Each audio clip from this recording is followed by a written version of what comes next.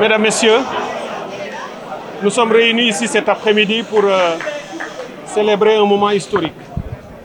Un moment historique pour la trajectoire et le développement économique et social de notre pays.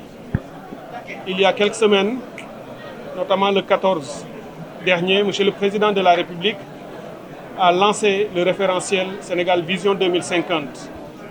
Dans cette vision, avec le projet de transformation systémique du Sénégal, il y a un certain nombre de projets transformateurs qui, à l'horizon 2050, mais chemin faisant aussi, doivent amener la prospérité et le développement économique et social du Sénégal.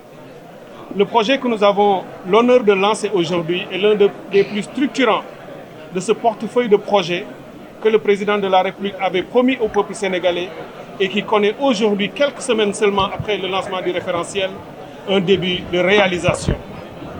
Nous sommes ici pour procéder à la signature de la convention entre le FONSIS et Power China avec sa filiale Sino Hydro qui a été sélectionnée pour réaliser la première phase de cette branche des autoroutes de l'eau. Lorsque le président de la République nous a donné des directives très fermes, avec un suivi régulier, avec une demande au Premier ministre aussi de nous suivre régulièrement, il avait deux grandes exigences. D'abord, la transparence du processus et sa régularité. S'assurer que tout se fasse dans les règles de l'art en défendant particulièrement et intégralement les intérêts de notre pays. Aujourd'hui, grâce à Dieu, avec l'appui et le travail acharné de l'ensemble de nos équipes techniques, du ministère de l'Hydraulique et de l'Assainissement, du ministère des Finances et du Budget, aussi du ministère de l'Agriculture, mais également d'autres ministères sectoriels. Et avec le mandat que nous avons donné au FONSIS et à toutes les équipes, ce travail a connu son aboutissement, puisque c'est l'entreprise Sino Hydro qui a été choisie après avoir consulté plus de 5 grandes entreprises parmi les plus grandes au monde sur ce secteur des grands transferts d'eau. Puisque lorsqu'on réalise des projets d'une telle complexité, on ne prend pas n'importe qui, on prend les plus importantes et les plus grandes. Et c'est ce que le FONSIS a fait. Il fallait faire preuve d'une très grande capacité technique, mais également d'une envergure financière qui pouvait permettre de structurer un partenariat public-privé en levant et en amenant l'intégralité du financement, mais plus important encore, en faisant les études de faisabilité gratuitement. Ça veut dire que même si le gouvernement, à la fin, décidait de renoncer au projet, l'entreprise ne se ferait pas rembourser. Il n'y en a que 2 qui ont respecté ce critère, et parmi les 2, FONSIS a pris celui qui était le plus grand et le plus structuré. L'autre critère ou importante demande du président de la République, c'était de tout faire pour que ces grands projets de transfert d'eau se fassent, mais également en aidant notre secteur privé national à grandir et à croître.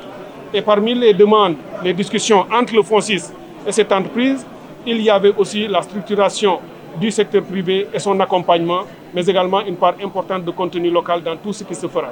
Ce projet va amener de l'eau potable du lac de Guiers vers le DMT Dakar-Thiès-Mbour, puisqu'on sait que dans les 2 années à venir, au-delà, il y aura un déficit hydrique qu'il faudra combler. Mais il faut avoir une vision à plus long terme. Et c'est ça qui est la base de ce projet, c'est que de l'eau pour Dakar-Thiès-Mbour, mais également de l'eau définitivement et durablement vers Touba, et de l'eau agricole, rien que pour cette première phase qui aujourd'hui a connu un début d'aboutissement. Mais cette première phase sera suivie par d'autres phases de transfert.